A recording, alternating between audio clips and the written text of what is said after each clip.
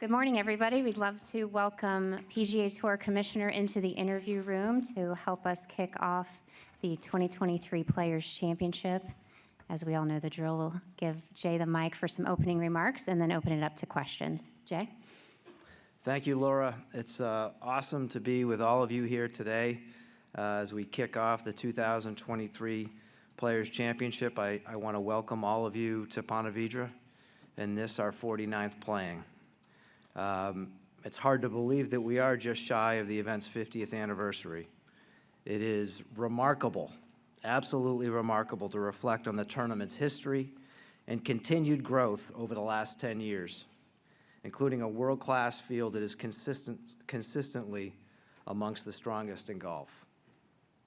The 2023 Players marks the 10-year anniversary of Tiger Woods' second Players win.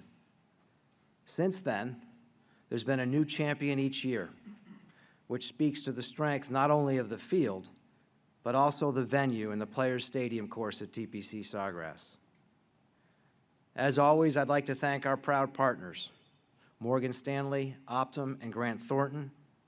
With their support of our flagship event, the Players has generated over $100 million for charity across Northeast Florida through the years, a shining example of the positive impact PGA Tour tournaments have each and every week.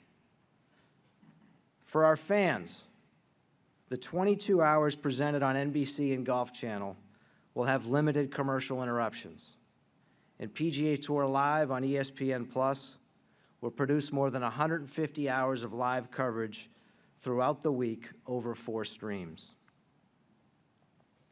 I'd also like to recognize Executive Director Jared Rice, Director of Golf Course Maintenance Operations Jeff Plotz, alongside Gary Young, Stephen Cox, and Jason Larson from the Rules Committee for their perpetual dedication to making this one of golf's premier championships. The stadium course is in pristine condition and, as always, will be one of the stars of the show this week. With the Rules Committee in mind, I'd like to take a moment to remember the great John Paramore, longtime DP World Tour chief referee. He was a giant in the game and worked closely with our team at many Players Championships. Our thoughts are with his family and the broader golf family that called him their own. We are coming into the Players with a tremendous amount of momentum, both on and off the course. Before I get into some of the specific examples, I just want to say how proud I am of every one of our members and corporate partners who've been so loyal to this organization.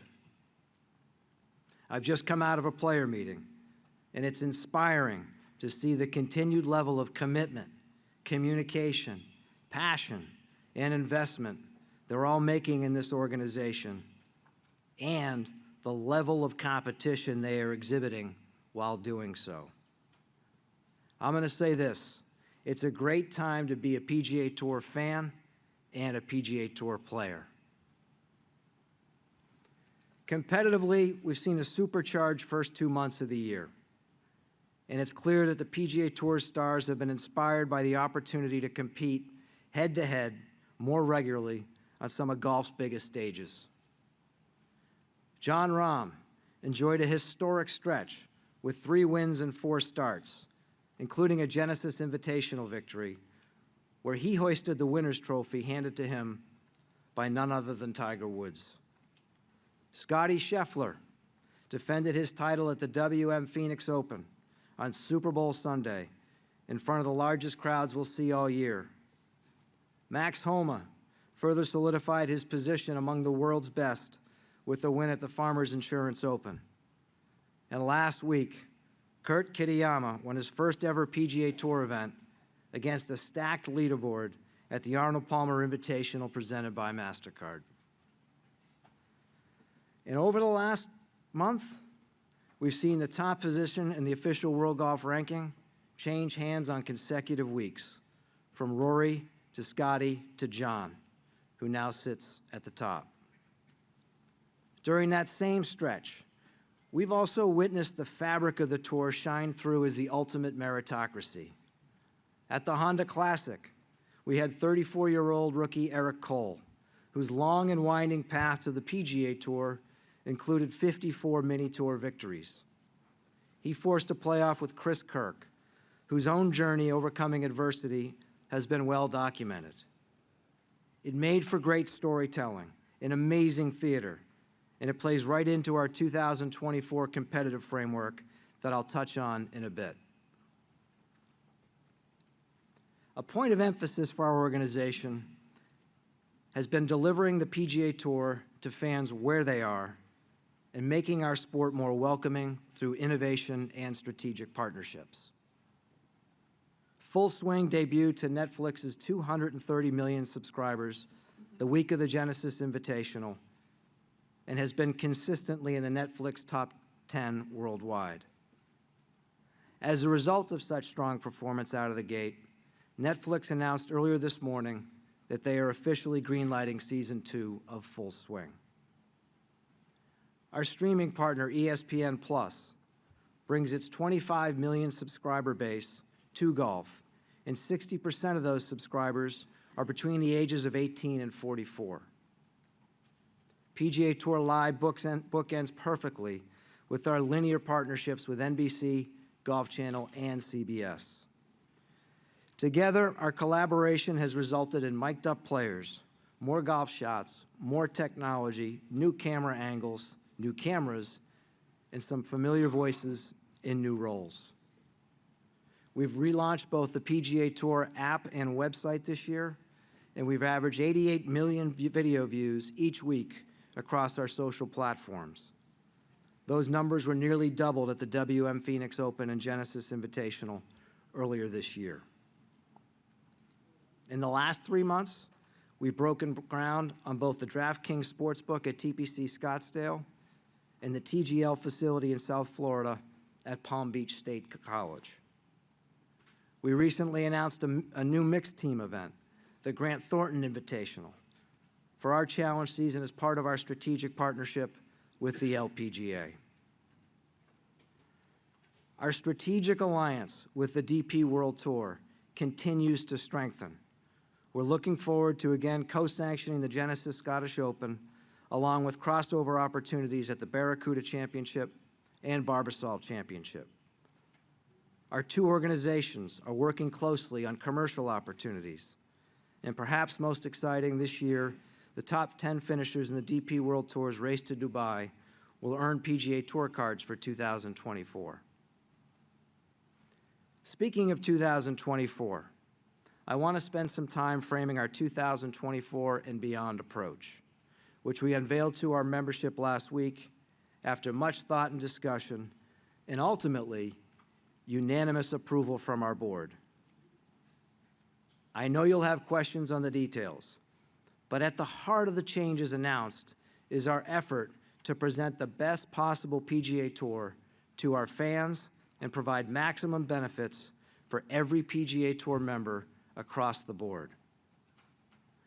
We've looked at all possible competitive models, and it was evident, and perhaps obvious, that whatever we do differently, we must showcase our top performers competing against one another more often. This is what fans want, and this is what fans have been asking for. Here's a data point. Consider the last 5 years on the PGA Tour. What percentage of the top 10, top 20, top 30 players in the world compete on average against one another at a major championship? The answer, more than 95%. What about those same top players competing together at the remaining PGA Tour events? Answer, less than 40%. Let me repeat that, less than 40%. We know that designated events can resonate with both core and casual fans, evidenced by the metrics of the WM Phoenix Open and the Genesis Invitational last month. But designated events can't stand on their own. You need strong, compelling, full-field events to provide consistency and keep the PGA Tour top of mind week in and week out with storylines, and breakout stars. Now, the analogy that I've been playing around with, one great chapter does not make a great book. A few great chapters cannot stand alone. It is the whole story, the ebbs and the flows, the transitions, the connectivity between each. That's what makes a book great, and that's what you need to do to deliver a bestseller. And that's what we're attempting to do with our new competitive model. And I'm confident our fans, partners, and players will get what they're looking for: the most competitive, compelling, consequential tour in the world. Our 2024 schedule will look significantly different, with a consistent cadence of designated and full field events. Within this framework, those players who qualify for these designated events will be able to better complement their schedules through full field events as they return to favorite venues, support their home markets, and solidify positions at the start of the season, as well as in advance of the FedEx Cup playoffs. And every single member aspiring to qualify for the designated events has the opportunity to do so throughout the season. I referenced the Chris Kirk and Eric Cole storylines from the Honda Classic earlier. Those two players are perfect examples as to how compelling the PGA Tour can be with this new connectivity between tournaments. Will this model be perfect right out of the gate? Perhaps not. But as we've done throughout our history, and using the FedEx Cup as a prime example, we will listen, we will learn, and we will adapt each year with the changing needs of our players, partners, and fans. Growth and momentum have been threads throughout my comments today. Both of these themes are not possible without change, which can be uncomfortable, especially when we're all exceptionally proud of what the PGA Tour has built and stood for over the past 55 years. But thanks to the cooperation, support, and input of the player directors, members of the Player Advisory Council, and the membership at large, we're ready for the change to come and what it will mean for our fans and partners along the way. With all that said, there's one thing I can assure you that will not change: our commitment to giving our fans reasons to invest their time, their energy in the PGA Tour, and the dynamic, consequential competition that will always be our calling card. Thank you, and I'm happy to take your questions. Okay, if you'll raise your hand, we'll bring a mic your way. Right up, James.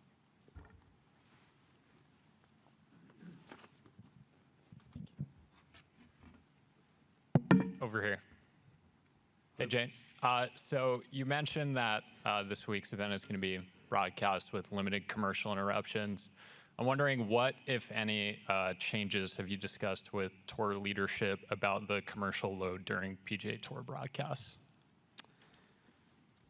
We, coming into this season, we spent a significant amount of time with our broadcast partners, with CBS, NBC, with Golf Channel in particular, looking at and assessing, our broadcasts over the course of last season. And one of the things that we have attempted to do together coming into this year was to show more live golf shots. And I'm pleased to say, as we transition from last year into this year, we have more than 9 minutes more of live golf shots that you're seeing during our broadcasts. And that's something that we're going to continue to lean into. We recognize that our fans want to see as many live golf shots as possible. I think when you look at the double box and keeping the play front and center on Saturday and Sunday, that has been a really nice enhancement. The way CBS and NBC have used their commercial breaks has been really strong heading into this year. But, we're running a business. We're fortunate to have the great corporate support that we have, and we're doing the best we can to balance that with making certain that, we're showing as many live golf shots as possible. And also, I just think that with the way fans are consuming the PGA Tour today, watching live golf is front and center, but also looking at our apps and live video and the way that we're taking our fans through that journey. We're going to continue to invest in that. But I understand the basis of your question, and I think as we look into, the rest of this season and into 2024, particularly with these designated events, that's a trend that we will continue to lean into with the partners that we have. The response that we get at the Players' Championship with limited commercial interruption, thanks to the great proud partners we have, as you can imagine, is very well received. Doug? Two things, Jay. We think of the designated events as being 20 million, 25 this week. What are the chances that those go up next year? Part one. Mm-hmm. Secondly, I realize you talk about a cadence and a full book, et cetera, but it's still kind of two tours in a way, or two-tiered system of the elite events and the regular events. How can you, or how confident are you that you can convince sponsors to pony up for a field that will not have a majority of the top players? And if you're confident, why are you confident? So on the first question, I think when you look at purses and prize money for this season and as we transition into next year, when we announce the full schedule, that's the point in time we will announce purse levels going into 2024. At this point, I think the expectation should be that they remain at the levels that they're at in 2024. And then I think it's important to, when I look at your question or listen to your question, I think it's really important to note that what has gotten us to this point was a lot of discussion with our players and with our partners. And we're fortunate in that we made changes into this year where we see the impact of moving to designated events at larger field sizes.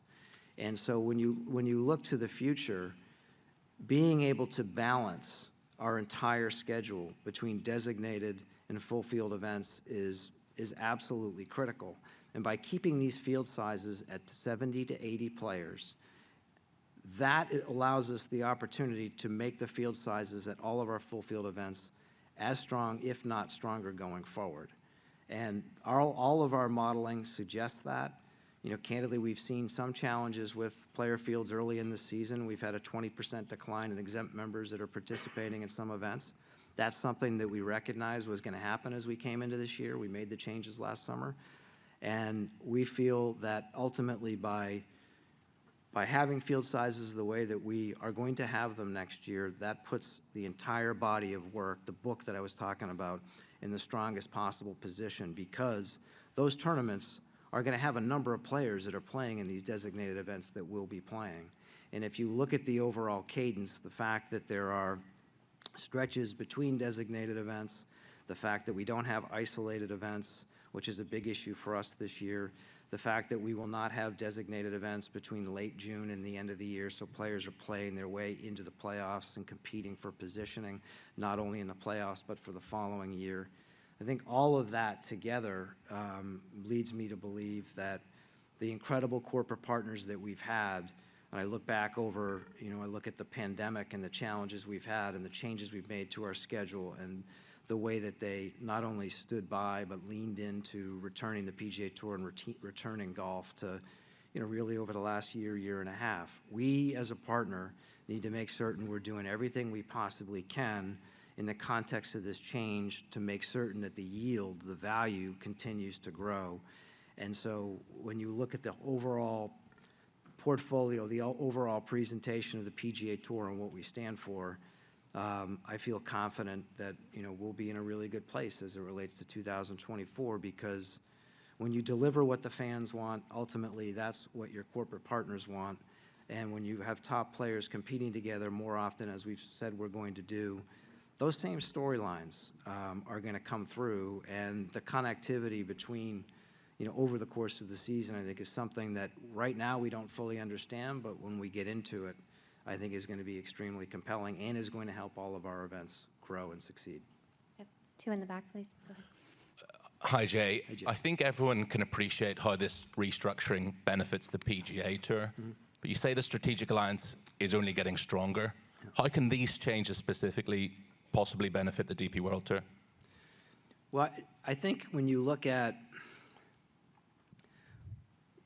both organizations, Keith Pelley has been here, he and his team the last 3 or 4 days. We're spending a lot of time looking at the DP World Tour schedule and opportunities that we have going forward. I'm not going to comment on those today, Jamie, but when you look at what has happened over the last couple of years, when you look at this year, the DP World Tour is playing for $141 million in prize funds, which we are underpinning. We have made a $100 million investment in European Tour productions. We, as a team, are rolling up our sleeves and working with Keith and his team every single day on that important part of the DP World Tour's business. I think what we've done from a co-sanctioning standpoint of Genesis, the 2 crossover opportunities we have with Barbasol, Barracuda. If you look at the portfolio of sponsors and you look at those that share a relationship with the PGA Tour and DP World Tour, our sponsors are interested in partnering with the DP World Tour. You've seen some of that. I think you'll continue to see more of it. And ultimately, as we go forward, you'll hear about the benefit of more opportunities, because we are, again, I'm on that board. That's a commitment this organization has made to the DP World Tour and to its members, and it's very important to me that we continue to deliver on that. And I think, the early signs are that we're on a really good path. Right here. Go ahead. Over here, Jay. Has it been complicated to navigate the fact that the defending champion, Cam Smith, has gone to LIV Golf but also lives in the area? Listen, Cameron Smith had a great performance in 2022. He was a deserved champion. And, I think as I look to this week and I look at, the field that we have here and the strength from top to bottom, I think when we leave here on Sunday night, we're going to crown another deserving champion. To answer your question directly, yes, it's awkward. But, ultimately that's a decision he made, and we've got an unbelievable field here this week and a history and tradition that one of these 144 is going to go seek to get. Dan? Jay, Yes, Dan. when the new designated events structure dropped last week, predictably there were a lot of people who said limited fields, no cuts, looks very similar to what LIV Golf is doing. Mm-hmm. Understanding you explained why you did the limited fields to protect the other events, what was the decision process with not having a cut in 8 of the tour's marquee events next year? So, to your question, I would ask you, do you think we really look the same? And the players that are competing in our events in this new format next year will have earned the right to compete in them, and they will have earned it through top 50 position in the FedEx Cup this year, as well as their performance in the fall and ultimately in these swings. And so that's what this organization has always stood for. And when I think about your question, the PGA Tour has always had limited field, no cut, 72-hole stroke play events. In fact, Jack Nicklaus won 17 times in that format. Arnold Palmer won 23, Tiger Woods won 26. And to me, those wins the format did not diminish those accomplishments as we sit here today. And I think as we look out to 24, 25, 26, the same will hold true. And I think when you get to the question of what got you to that point, and you're right, there was and there still is a lot of discussion and debate on whether or not there should be no cuts. But for us to be able to have our stars assured to play for 4 days is a really important element to this model going forward. We think that's what fans want, particularly given that players have earned their right and their ability to play in those events. So that's first and foremost. And I think that when you look at the competitive integrity of the competitions, with the strength of these fields, I think it further warrants that you have the players not only from a media standpoint but from an on-site standpoint. And one of the real takeaways for me is if you think about a field size of 70 to 80 players, And if you think about, a higher reward for a top 10 finish, which is what we're talking about in the FedEx Cup going forward and in these events, FedEx Cup points, any player that is near the bottom of the cut line in what is already a reduced field has the chance to come back and finish inside the top 10. In fact, I think you'll probably see over the next couple of years a player in that spot come back with a chance to win. And for us, I think that that's very compelling, for our fans, and I also think it's very compelling competitively for our players. Chad, go ahead. Jay, good morning. Right in the middle. Dave. How are you? Two things real briefly. First of all, is there a time frame on when you'll have this schedule completed? I gave you guys a time frame last year at the Tour Championship. I'm not doing that again.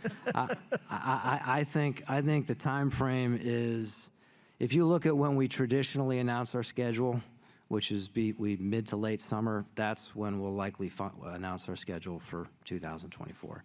And we also, but I will say that we have not announced our fall schedule, and I would expect you all to have that in the coming weeks. Which leads to the other question, which is, are you at liberty to discuss at all what the fall will look like, and what the players who will play in those events, are they playing for just prize money? Is there a point system for that? Well, the fall, as we go forward, as we come into this fall and in future falls, I think it's important to note, Dave, that by the time you get to Memphis, or by the time you get to Wyndham, you're playing to be in the top 70. We get to Memphis and you're playing into BMW, which is top 50. Those top 50 players are guaranteed position in the designated events the following year. Positions 51 to 70, and positions 51 through the rest of the membership are competing for two things. You'll have 10 spots that will be eligible for the first couple of designated events. So it's important that you perform and compete in the fall. You're going to continue to carry forward the benefits of being a winner on the PGA Tour, including the impact of that on designated events. And, ultimately, you're competing for the ultimate prize, which is continuing to be a member of this tour. So the fall is going to have real consequence and real drama and a lot at stake. And I couldn't be more excited about it. And more importantly, as we've talked to our partners who candidly had some concerns when we announced the changes last year about the future of the fall, they're feeling a lot stronger about what this schedule impact will be in a positive way for them going forward. Okay, we'll go over here, then Malty next. Jay, I'm wondering if you all have sort of done the math, because obviously FedEx Cup points and finishes are even more critical now to try to get in that top 50, of what kind of advantage players in these designated events will have in terms of maintaining that top 50 status or being higher in the FedEx Cup. You're right. We've run a dizzying number of models, and to answer your question, the models that we have, the model right now would suggest that roughly a little north of 60% of the players in the top 50 will retain their position. So more than a third will not. And that was an important element to the changes that we're making. We wanted to make certain that there was real consequence, and there's real promotion, there's real relegation. And I think that accomplishes that. And I think it's also helpful to know that when you look at the top 125 in our current system, the turnover rate there is 25%.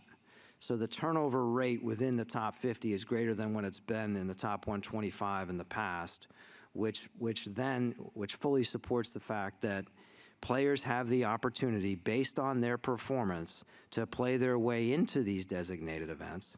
Players have the ability, based on their performance, to play their way out of these designated events. And because we're taking the season-long points list, the top 10 there, the top 5 between swings, you're matching up the hottest players at the time with the top performers from the prior year. That's what creates that variability in the retention rates. But we're going to continue to look at that. That's something that we talked to our players about this morning. I think there were a lot of rumors about what that would be. But to me, this is as pro-competitive a result as you can find. Malti, and then pass down, please. Thank you. Yeah, hi, this is Malti from Bloomberg News. Thanks for taking my question. We talked to some players this morning, and they said that, the recent announcement about the changes in policies were much needed. They said that, Live Golf was one of the reasons why the PGA sort of, rethinking its policies. Why did it take until the arrival of an upstart, a new rival like Live Golf, to arrive on the scene for the PGA to really rewrite its playbook, as you said, or rethink its product? Well, I think it's important to step back and look at what's happened over the last several years. And you've heard me say this a few times, that we're running a business. And if you go back to the period of 2017, 2018, we as an organization recognized that it was important for us to end our FedEx Cup playoffs prior to the start of college football and the NFL. And in order to do that, we had to reduce our FedEx Cup playoff events from 4 to 3, which we did, okay? And then for our tour championship, at the time we were competing for 2 trophies. We recognized that to put more focus on season-long performance, we needed to have a singular champion and a single trophy at the tour championship. So we worked with our membership, and we came forward with a single scoring format, which is now in operation today, and we have produced 4 great champions since that point in time. So we have that, plus we also brought forward a regular season bonus pool for the first time that, again, rewards season-long performance. Then we get into the early stages of the pandemic. The PGA Tour responds. We respond on June 11th, come back at a point probably sooner than a lot of people were comfortable coming back with, but we were very confident in. And during that period of time, we continue to look at the ways that we could continue to evolve and improve the PGA Tour. I think the commitment that we made at that time to Netflix, some of the real innovation that we've had around concepts like TGL, all that starts to manifest itself at that point in time. We come to last year and we go to our board and say, how do we continue to make the PGA Tour stronger and even more competitive? What we did at that point in time is we reduced our FedEx Cup playoff sizes from 125-70 down to 30 to 70-50-30, which we thought was a really important result for us. And at that time, we announced increased purses in our events, the events that we're yielding this year. It's really important to note that back in that time frame, we were also in the midst of extending our domestic media rights deals, and those didn't take effect until the beginning of 2022. And in running a business, you can only spend the money you generate. And for us, that was a big moment for the PGA Tour. And when you think about how the resources have been allocated, that comes from the great loyal membership that we have on the PGA Tour, their incredible talents, their commitment to the model, to the meritocracy of the PGA Tour and the game, to the corporate partners that we have that support all of our tournaments, to the communities where we make such a huge impact, to our fans who want to see more of our stuff. All these things really come as a result of the business having these changes that we could reinvest in our product. And so, to me, the credit goes to all of our players out here, and it also goes to our fans. We've listened to our fans, and we've responded, and we're returning to our fans what they've told us that they've wanted. So that's really how we got to the amount of change that we've had over the last 5 or 6 years. Kevin? Hi, Jay. Gary? Right here. Hey. There's been a lot of talk recently amongst players about whether there would be any path back to the PGA Tour for people who left for Live, or I'm wondering what's the organization's current position, and is there any room for it to evolve should that scenario arise where a player comes back and says, I'd like to explore the opportunity to come back and play on the PGA Tour? What would that look like? Yeah, for some reason I've been hearing that a lot lately, and I'm not certain where that's coming from. I mean, the players that are playing on that tour are contractually obligated to play on that tour. And so any hypotheticals at this point, really aren't relevant. And I think you know me well enough to know I'm not I'm not a big fan of hypotheticals, but our position, to answer your question directly, has not changed. Gary? Hey, Jay, I know you've been a little busy with the big picture, but this event, as you noted at the top of this press conference, not only is being played for the 50th time next year, but it's the 50th anniversary. It's a little quirk because you didn't get to 2020. Do you anticipate that week, any preliminary thoughts about how that week is going to be special in any way? How it's going to be what, sorry? The week of the next year's players, given that I expect to anniversary. be in front of you guys at Tuesday at 11 o'clock next year talking about the 50th anniversary. But to your point, I think it's going to be an awesome moment in time to reflect on the rich history and tradition of this championship, of our champions, of the uniqueness of this golf course, the democratic nature of it, the advancements that we've made through the Players' Championship for our tour and the game. And I think when we come back here next year, we're going to have an incredible field, and we'll be celebrating this year's champion. And we'll be telling the story of what makes this event so special, why we're so proud of it, and most importantly, hopefully our players will have the opportunity to do that. Michael? Thank you, Laura. Jay, Rory's been on some run here, not just as a player, but as a spokesman too. 3 years ago, I'm sure you remember, he was really the first person to say it's going to get worse before it gets better, talking about the pandemic. I'm wondering, of course, Arnold has his tournament, Jack's got one, Tiger's got one. Do you envision the day where Rory will have a tournament in a similar kind of capacity? I envision a lot of things. Yeah, that would be, I mean, I don't want to get ahead of that because I don't want to put Rory in that spot. But I think that the thing I will say is that, his leadership, coupled with his extraordinary play, his leadership in the game and his extraordinary play, all the trend lines are when you look at Jack, when you look at Arnold, when you look at Tiger, that's an opportunity that would be in his future. But we're a long way from that. I think he'd be the first to tell you he wants to win this week and he wants to win more championships. But I also, when you look back over the last 12 to 18 months, Rory sat in a board meeting for 7 hours last Tuesday night and finished one shot off the lead last week. I mean, it's extraordinary. He was in the room this morning for an hour and a half, and he was here with you all today. And the thing that's been so impressive about what he's done, and having seen where we were coming out of Delaware last year to where we are now, his leadership has manifested itself in a way where he has a very good grasp on and balance on the full picture and on the entire membership. And where we were last summer to where we are now is largely a reflection on the amount of time and energy he's put into understanding that. So, and he's not alone. I mean, and I'm not going to start listing other players, but I think you've talked to a lot of them. You've talked with some of them today. You'll talk to them tomorrow. You've heard their voices along the way, and he'd be the first to tell you that what's happened here is exactly what they said would happen, which is they were going to come together and they were going to help identify the best path forward for the PGA Tour, and I believe that's what they've done. And I'm proud to partner with them, proud to partner with Rory and all the players and our entire membership. Make no mistake about it. It was important it's very important to me. It was certainly important to Rory, certainly important to our player directors, that every member of the PGA Tour benefit from the changes that we're making. And that's something that we feel we're going to accomplish going forward. That was a long answer, sorry. Alex and then Holly, please. Alex? Yeah, Jay, a couple things real quick. Since most of the events on the PGA Tour going forward will be non-elevated, you've said that the majority of those events are.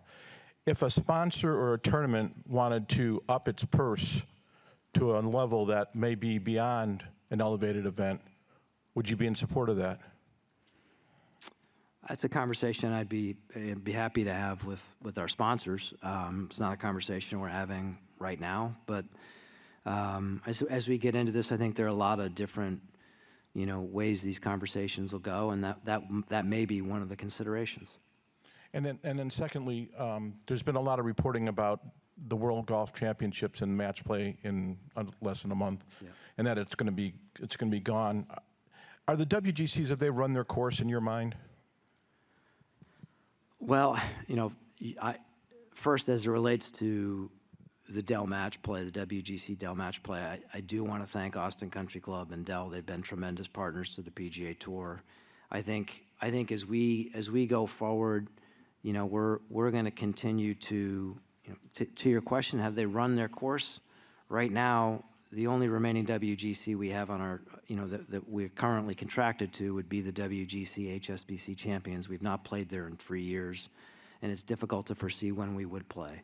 And so part of the decision we're making as it relates to the WGC Dell Match Play is a result of that. And I think that running their course, I would never say anything has run its course, but I think right now you see the direction the PGA Tour is heading in. It is with these designated events. It's with the concentration of the best players on the PGA Tour competing in them, and I really don't expect that to change as we go forward. Okay, Mark, and then you could pass to the front row. We've got a couple up here. Then we'll get Hey, to Jay. Holly. We hear a lot from leaders in the sport like yourself about growing the game and what's best for the game. I just wonder if there's any part of you that believes it is best for the game, that there is this divide, with the two tours here. Obviously, the guys who made their choice to go to live. And I just have a follow-up to that. I think, to me, grow the game, I don't fully understand that expression. It's what's your impact on the game? What's your positive impact on the game? And so for us, focusing on the things that we control, obviously being able to generate over $200 million for charity through our tournaments every single year, getting fully behind First Tee and teaching young people life skills through the game of golf, and then all the efforts that we have around Make Golf Your Thing, those are our priorities. There's no question that there's been more attention to not only the men's professional game, but to our sport, over the last year and a half. And as it relates to growing the game, the expression you're using, I'll leave that for you guys to, answer. We're growing the PGA Tour. We're growing the PGA Tour in the ways that I've outlined, and that's a result of, again, the great members we have and the great support we have from, our corporate partners and our media partners. I was kind of going more. I wasn't using the growing the game. We obviously hear that a lot, but it really more. Neither was I. More for the sport, what's best for the sport in general. But do you see there's anything down the line? Obviously, not anything immediate, but do you see anything down the line, and would you like to see a merging of these two ideas, concepts, or however you want to put it, for the better of it? So you have your defending champion here, for example, this year, and you have some of these other top players in the world who you guys have obviously banned from the tour. What I want to see is us continue to grow with our membership. And to me, getting into hypothetical situations, given where we currently are, is not a worthwhile effort. That's not a possibility. So what I want to see is we are who we are. We're the most pro-competitive, legacy-driven tour in men's professional golf. We're about to get stronger. We're about to create more opportunities for our players, and we're about to inspire future and younger generations to continue to play the game and be inspired to get here. And so that's how, that coupled with what I mentioned earlier, that's how we contribute to the game that we're a part of and that we're a party to. And I think any other hypotheticals, it's just not worth talking about. Okay, Holly. Hi, Jay. Hi. Hi, good morning. Another TV question. Given the stacked field and the exciting finish at the API on Sunday, do you foresee the possibility where, for the sake of the fans and viewership, that last hour of television, specifically in designated events, might be commercial-free and restricting the sponsor messaging during that time? It sounds like that's what you would like to see. Yeah, listen, I don't want to get ahead of myself because we're having conversations with our tournament organizations and title sponsors, but we will not have delivered if we don't make changes that benefit not just our players, but also our fans. And we have great partners in NBC, Golf Channel, CBS, ESPN+, Discovery Internationally, as well as our 48 international Like, we have partners that think the same way. So now we're at the point where how do you make that happen? And we'll report back when we get closer to the 24 season. Okay, up here, John.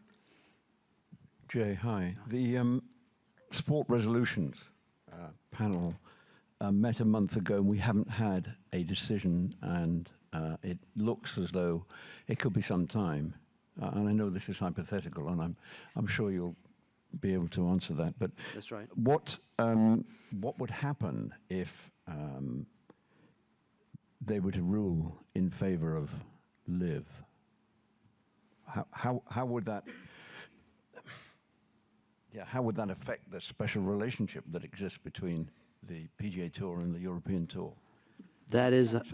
I know this is hypothetical, but what would the reaction be? What is your feeling about why there's a delay? Do you think it's ominous, or do you think it's encouraging? I can't speak to, what's happening with the resolution panel. Our commitment is to Keith Pelley and the DP World Tour, and every member out there. So, as it relates to what, how this is all going to play out and what we should be feeling about it, I'm going to leave that for you guys to understand, and I'm not going to comment on it. Jeff, if you could pass down this way. Commissioner, dovetailing off the World Golf Championships question, are the designated events just the new look World Golf Championships? Well, I think if you go back, this is the 25th anniversary of the World Golf Championships. If you go back and you look at them and look at how they've evolved, and you look at field composition, I think depending on which of the 4 events that you choose, you had field sizes anywhere in the high 40s up into the low 70s. And, anywhere between 20% and 35% of those players were not PGA Tour members. So you look at who is actually in those fields from the PGA Tour, and they're very different from what we're presenting here with designated events going forward. And also, I think as we're talking about today with these designated events, the criteria is very well understood. It will be consistent. That was not the case with the World Golf Championships in the past. And there are ways over the course of a year to play yourself in or to play yourself out of these events, which I think is an important characteristic that doesn't necessarily, like in real time, the hottest player exists the way it is in this model going forward. So the World Golf Championships for 25 years have been, a strong portfolio. We've had great events and great champions, but the business evolves and it adapts. And that's not a knock on the World Golf Championships. That's more about where we are and how we think the tour can get stronger in the years ahead. And then as far as your conversations with those events that are not Premier League events, so to speak, what are the concerns that they have in that getting some of those top 20, top 30 players, they're obviously looking at the designated events. Mm-hmm. How are they going to best market their tournaments? Well, I think for, as we're here in 2023, there were a couple of concerns that we heard from our tournaments. One, you don't want to be in isolated weeks sandwiched between designated events. There was a concern, because we were thinking about it, that you may have a number significantly larger than 16 and the impact that could have on field quality.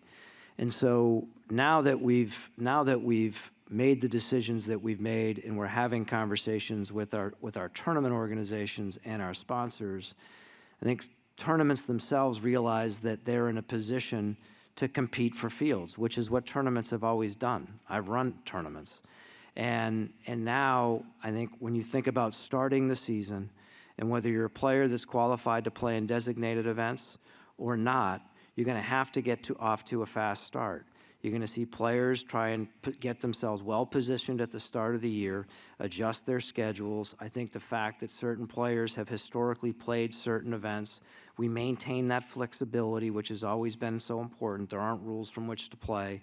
And then when you get to the back end of the year with everything's at stake, going from late June through to the Wyndham Championship, you've got 6 or 7 events there that are not going to have designated events, and our players are going to be, really running hard to the end of the season to finish out the year and get themselves hopefully in Tour Championship top 50 or into the FedEx Cup playoffs themselves, and if not, preparing for the fall and retaining their card.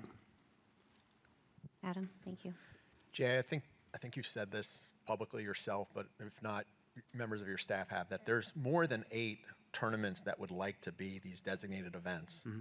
How do you decide who these 8 events are, and why are you opposed to the idea of rotating them? In terms of how you decide, it comes back to the cadence of the schedule. And when you see the cadence of the schedule and where you're going to put these events relative to whether it's the players, the major championships, how this all flows, we've given a lot of thought to that, and we feel like we have the right cadence. And in doing that, you kind of self-identify the tournaments that would be eligible or would be likely candidates to do so. And I never say never. And so as it relates to rotation, I think we'll listen to our tournaments, we'll listen to our fans, and as this develops, if there's a need to, or we think we can get stronger by virtue of doing that, it's something we'll do. But right now, as we look to 2024, that's not something we're planning on doing. Do you think that fans like no-cut events? I think fans like seeing the best players competing together more often and being there on the weekend. And I think that, listen, 75% of our events don't have cuts. And I would say to our fans that this is just a different form or flavor of a cut. Because, as I was alluding to earlier, Adam, if you're coming into the Wyndham Championship and trying to get into the top 70 in the FedEx Cup, you're putting yourself in a position to get to BMW. And once we finish in Memphis, those 20 of those players are going home and are not eligible for these designated events. To me, that's a cut, okay? And then we move our way through the Tour Championship, and ultimately we crown our FedEx Cup champ. You get to the fall, you're going to have 7 or 8 events. The top 10 performers from that fall period are going to qualify. So there's a cut because there's players that aren't going to qualify. Then you get into the first 3 swing events, and the top 5 performers from those events are going to make their way into the designated events. So there are cuts along the way. And as I said earlier, what we're considering here is to have players having 70 to 78 player field sizes, recognizing the depth of that field and depth of any field in the PGA. Those players can come back and put themselves in a top 10 position.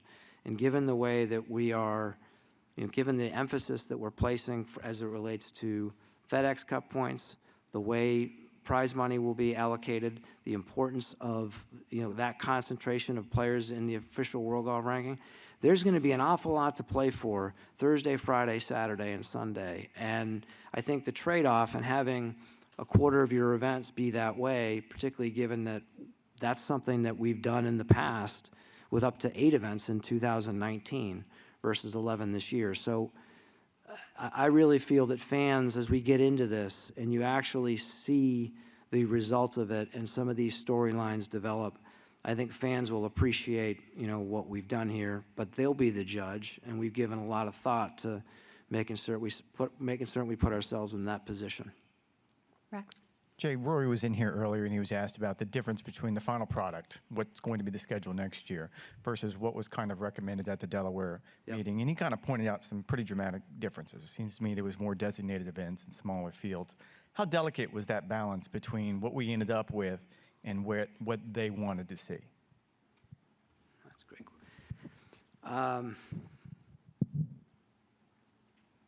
It was delicate. I mean, it was.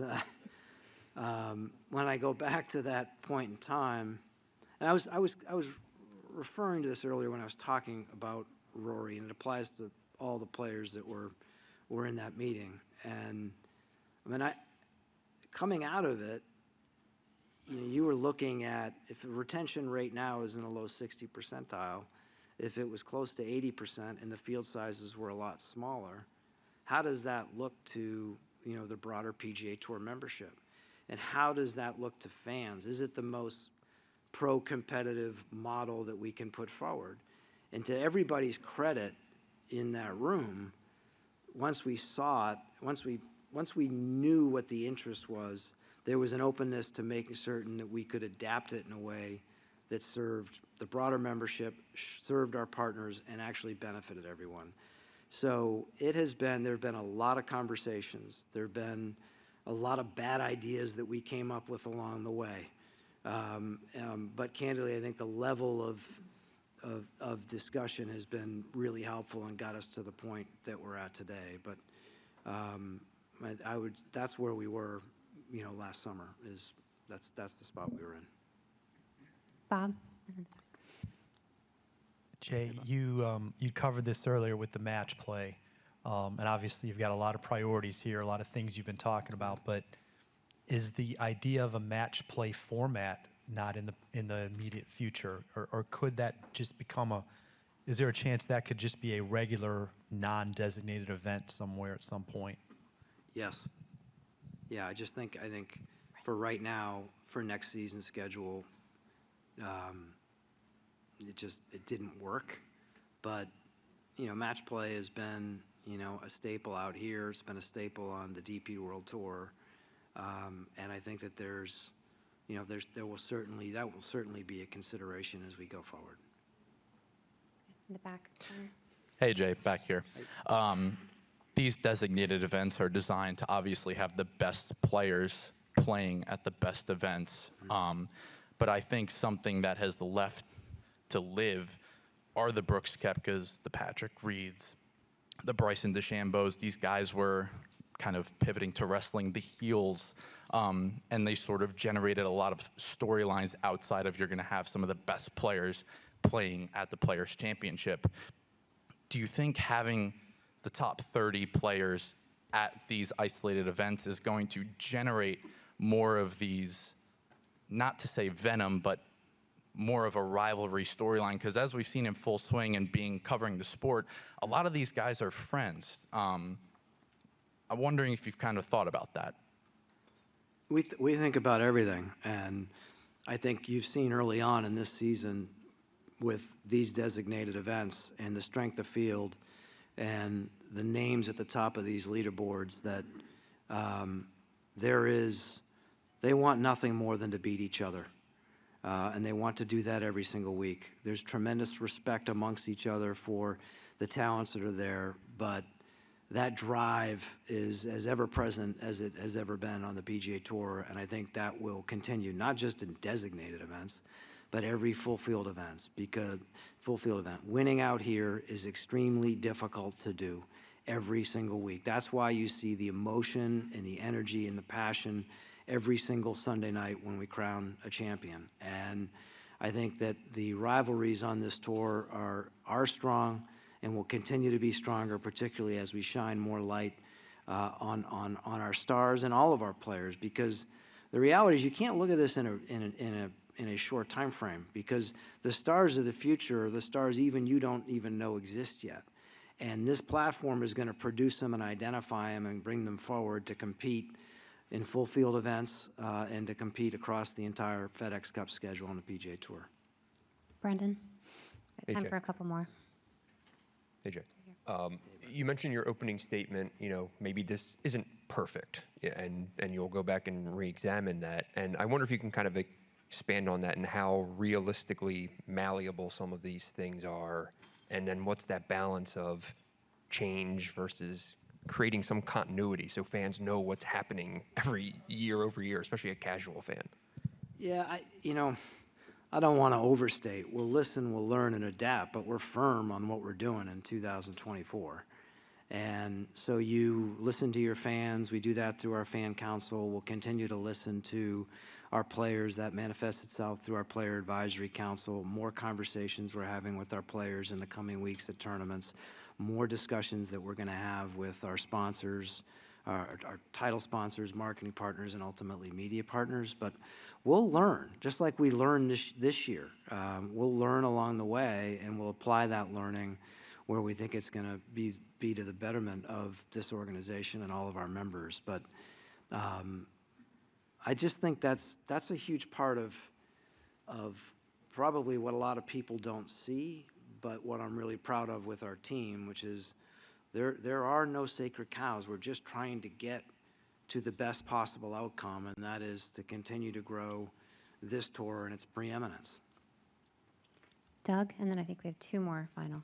Jay, if you go back to 07 to the FedEx Cup, the points to the winner have always been equitable across the board, regardless of the prize money. Little bump for WGC, 600, I think, for the majors. Does this new system require you to provide greater points to the designated events in order to achieve whatever you're after for the turnover rate? And I'm not sure if you guys have announced what that's going to be. If you wanted to do it now, that'd be great, but it's up to you.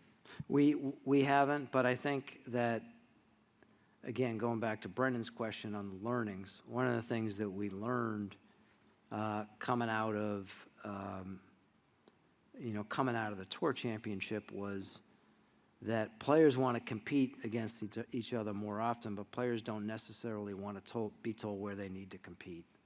And so as we looked at our 2024 schedule, we said, okay, given the investments that we're going to seek to make in purses, given the investments that we're going to make in the FedEx Cup, the regular season bonus program, that we need to make certain that the points recognize that when you've got the top 70 to 78 players, either from the composition of the prior year and the current year, that you want to do everything you can to incentivize those players in that model to play those events. And so we're trying to strike that balance in the way that we're thinking about FedEx Cup points in the designated events, and we feel like we've done that statistically through our modeling. Okay, Kevin, and then one more. Jay, it's been a little while since we heard from you. I think it was a Tour Championship since we got last to ask you questions. I'm curious how you weigh your decision versus like the players driving the message on some of these changes versus yourself kind of coming out front. Obviously, they're the ones driving a lot of the discussion. They're having meetings in Delaware. How do you sort of decide whether you should step up and say stuff versus do stuff behind the scenes to move things forward? That's a phenomenal question. To me, you hear me use this expression. We adapt and we evolve, and so I go back to. I've always prided myself on being open to our membership and all the conversations we need that lead us to improve. When you get to last summer, I was grateful that, Tiger and Rory and that group of players got together because I was a part of the process. I understood what they were seeking to accomplish. The lines of communication were very open and transparent. In my role, it's my job to synthesize that and ultimately come back to our board of 5 player directors and 5 independent directors, and alongside my team, make a recommendation that's in the best interest of the tour. So having conversations with those players, having conversations with our player advisory council, with our board, with the membership week in and week out, which is what, our player relations team does. That's how we communicate. Admittedly, it was a challenging environment, but I was all in and leaning all into that process and making certain that, one, we had the ability to impact it in the way that we did, which is to the betterment of all the members of the PGA Tour. But so yeah,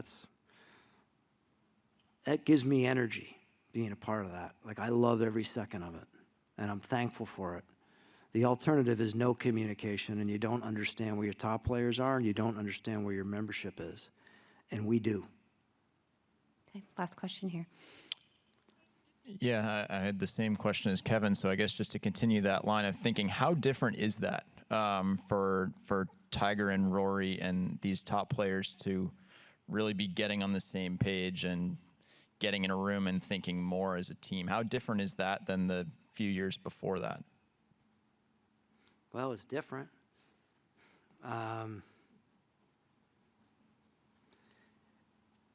But those players have always had a strong voice and strong opinions.